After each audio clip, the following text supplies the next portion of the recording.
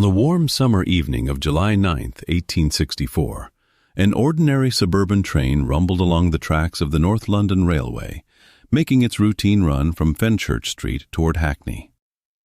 Trains were still a relatively new wonder of the Victorian age, transformed in the minds of the public from terrifying iron monsters into symbols of progress, safety, and modern convenience.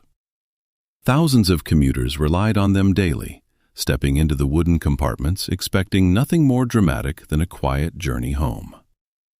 But as the 9:50 train pulled into Hackney Station and the steam cleared, two gentlemen opened the door to a first-class carriage and stepped into a nightmare. Inside, the cushions were drenched in blood. Splatters covered the glass windows and painted the walls. Yet, despite the obvious signs of a desperate struggle, the compartment was empty. There was no attacker, no victim, and no immediate answer to what horrors had transpired inside the isolated compartment during those few minutes between stations. Panic spread quickly along the platform as station officials rushed to examine the carriage. A quick search of the compartment revealed a few perplexing items abandoned in the rush. Resting on the blood-stained cushion was a heavy walking stick, a small leather bag, and a black beaver hat. Curiously, inside the hat was the maker's label from a hatter named Walker on Crawford Street. A gold watch chain, snapped cleanly at the bar, lay near the floor. It was obvious that a violent assault had occurred, but where was the passenger? Minutes later, a railway guard walking back along the tracks between Bow and Hackney Wick made a grim discovery. Lying in the dark gravel near the embankments was the body of an elderly gentleman. He was severely battered, unconscious, and barely breathing, having suffered catastrophic blows to the head. He was rushed to a nearby tavern that served as an emergency aid station, but despite the efforts of doctors, he succumbed to his injuries without ever regaining consciousness. The victim was soon identified as Mr. Thomas Briggs, a highly respected 70-year-old chief clerk at the Robarts, Lubbock and Company Bank. Briggs was a quiet, meticulous man of predictable habits who lived in London and commuted home every evening. He was precisely the kind of citizen who embodied Victorian order and respectability, making his violent death all the more shocking to the public. When news broke the following morning, a wave of terror swept through London.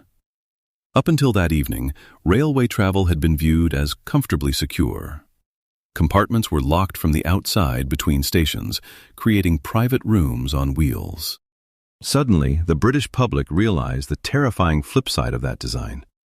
Inside a locked compartment, a passenger was entirely trapped with whoever happened to board beside them, isolated from help while the train sped through the night.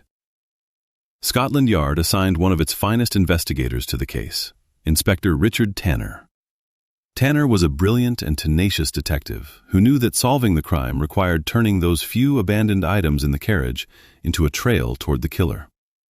When Tanner examined the belongings recovered from Mr. Briggs, his family pointed out two crucial discrepancies. First, the black beaver hat found in the train carriage did not belong to Thomas Briggs. His own hat was missing. Second, Briggs always carried a valuable gold pocket watch attached to his gold chain, but the watch was gone. Inspector Tanner realized the killer had fled the carriage carrying the victim's watch and wearing the victim's hat, accidentally leaving his own hat behind in the chaos. The key to finding the murderer lay in tracing the stolen watch and identifying the owner of the abandoned top hat. Inspector Tanner systematically circulated descriptions of the missing gold watch and chain to pawnbrokers, jewelers, and shopkeepers across London. The effort paid off remarkably fast. Just 2 days after the murder, a jeweler named John Death, who operated a shop in the Cheapside district, contacted the police with a vital lead. On the Monday morning immediately following the murder, a young man with a slight foreign accent had entered his shop. The man offered a gold watch chain in exchange for another chain of lesser value and picked up a cheap seal. Mr. Death had accepted the trade and stored the original chain in a small, customized box bearing his shop's name. When Inspector Tanner presented the chain to the family of Thomas Briggs, they confirmed, without a shadow of a doubt, that it had belonged to the murdered banker. The investigation had its first major break, but Tanner still lacked a name or an address for the mysterious customer with the foreign accent. The killer seemed to have melted into the dense London fog. Scotland Yard posted posters across the city, offering a massive reward for information leading to the arrest of the killer, financed jointly by the British government and the North London Railway. For days, tips poured in from all corners of the city, but none yielded a solid lead. Then, on July 18th, 9 days after the murder, a London cab driver named David Matthews walked into the police station holding a small cardboard box. Matthews explained that he had recently purchased the box from a young German gentleman who had been boarding at his house. The box bore the printed name of John Death, the Cheapside jeweler. Driver Matthews told Inspector Tanner that his former boarder was a 24-year-old German tailor named Franz Müller. Müller had come to London seeking work, but he had fallen into financial hardship and was struggling to pay his rent. According to Matthews, on the morning after the murder, Müller had appeared with a new gold watch chain and was wearing a black hat that seemed slightly ill-fitting. Even more suspiciously, Müller had recently altered the height of the hat by cutting down the crown and restitching the brim, a common trick used to disguise the appearance of a stolen item. When Tanner showed the abandoned hat found in the train carriage to Matthews and his family, they instantly recognized it.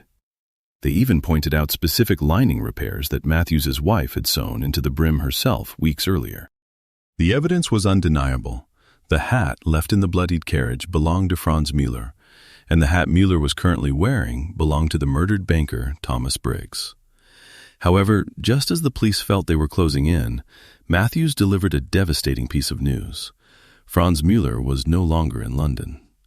Desperate for money and fearing detection, Müller had taken his remaining savings, packed his belongings, and purchased a cheap passenger ticket on a sailing ship called the Victoria.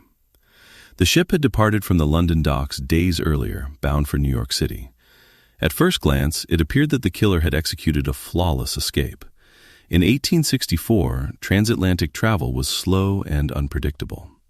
Transatlantic telegraph cables were not yet operational across the entire ocean, meaning a message could not simply be wired to authorities in America to arrest Müller upon his arrival. Once a ship sailed past the horizon, its passengers were essentially in a black hole until they reached the other side of the Atlantic. Inspector Tanner refused to accept defeat. He realized that while Müller had boarded a traditional wooden sailing ship, the Industrial Revolution had gifted law enforcement a new weapon: steam power. Sailing ships relied entirely on ocean currents and prevailing winds, often taking up to 30 days or more to cross the Atlantic. Steamships, on the other hand, powered through rough seas at double the speed on direct routes. Tanner reasoned that if he could board a fast steamship, he might be able to race across the ocean, beat the Victoria to New York, and stand waiting on the pier when the killer's ship finally pulled into the harbor. It was a daring and unprecedented gamble that captured the imagination of newspapers on both sides of the Atlantic. Accompanied by the cab driver David Matthews and the jeweler John Death to provide positive identification, Inspector Tanner rushed to Liverpool and secured passage on the fast mail steamer Stee of Manchester. On July 20th, the steamship departed British waters, kicking off one of the most remarkable long-distance manhunts in criminal history. For nearly 3 weeks, the city of Manchester plowed through the Atlantic, battling high waves and thick fogs. On board, Tanner paced the decks, calculating nautical miles and monitoring weather conditions, well aware that a single engine failure or bad storm could allow Müller's sailing ship to slip past them unnoticed. The chase became a sensation worldwide, with American newspapers printing daily updates as the public eagerly anticipated whether steam or wind would prevail. On July 29th, after 9 days at sea, the steamship City of Manchester sighted the American coast and docked safely in New York Harbor. Tanner immediately made contact with the New York City Police Department and the United States Marshal. To Tanner's immense relief, the sailing vessel Victoria had not yet been sighted off the coast. The gamble had paid off. Steam had beaten wind. Tanner and American authorities established a round-the-clock watch at the harbor entrance, waiting quietly for the suspect ship to appear over the horizon. For 5 tense days, Tanner waited in disguise, watching every vessel that entered the bay, knowing that if Müller spotted police officers from the deck, he might attempt to throw the stolen evidence overboard into the ocean. Finally, on August 3rd, the 3-masted silhouette of the Victoria appeared in New York Bay. The ship lowered its anchor, and a police boat carrying Inspector Tanner, American marshals, and the 2 London witnesses approached the vessel under the guise of health inspectors. The officers boarded the ship and requested the captain to bring all passengers to the main deck. Standing among the tired travelers who had endured a month at sea was Franz Müller, completely unaware that his arrival had been anticipated for nearly a week. As Tanner approached him, Müller remained calm, showing no immediate alarm. The detective asked him his name, and when the young man confirmed his identity, Tanner formally arrested him for the murder of Thomas Briggs on the North London Railway. A search of Müller's personal trunk inside his cabin yielded the final, irrefutable pieces of evidence.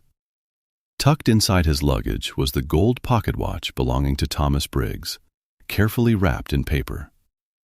Furthermore, the top hat Müller was wearing at the time of his arrest was examined by Tanner. Just as the cab driver had described, the crown of the hat had been shortened and sewn back together at the brim. When Tanner turned the leather lining inside out, the name of the hatter was still legible. It was the signature of the maker who supplied top hats exclusively to Mr. Thomas Briggs. Facing overwhelming evidence, Müller protested his innocence, claiming he had bought the watch and hat from an unknown salesman at a market in London, but he could provide no names or details to support his story. The extradition process in New York was swift, as American judges recognized the weight of the evidence presented by Scotland Yard. Müller was placed in irons and brought back to England aboard a steamship, arriving in London to face trial in October 1864.